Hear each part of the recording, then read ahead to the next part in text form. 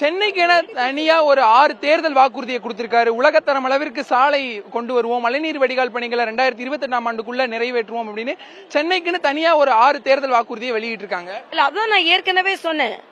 சென்னைக்கு 6 தேர்தல் அறிக்கை இன்னைக்கு கொடுக்கறது. நீங்க சென்னையை எவ்வளவு நாள் ஆண்டுகிட்டு இருக்கீங்க? மேயர் ஆண்டுட்டு இருக்கீங்க, துணை முதலமைச்சர் ஆண்டுட்டு இருக்கீங்க. ஆக நீங்க இப்படி ஆண்டுகிட்டு இருக்கும்போது இன்னைக்கு சென்னைக்கு அறிக்கை கொடுத்தா புதுசாவா நீங்க ஆட்சிக்கு வரீங்க?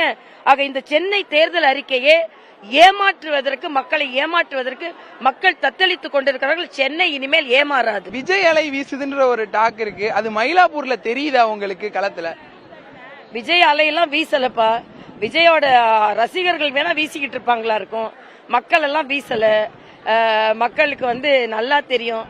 சென்னை மக்களுக்கும் சரி, தமிழக மக்களுக்கும் சரி, யார் உண்மையிலே ஆட்சியில இருந்து செய்ய முடியும், யார் ஆட்சியில இருந்து செய்ய முடியாதுன்னு தெரியும். உதாரணத்துக்கு நான் சொல்லும் போது சொல்றேன், 24 மணி நேரமும் நான் மக்களுக்கு சேவை சொல்றேன்.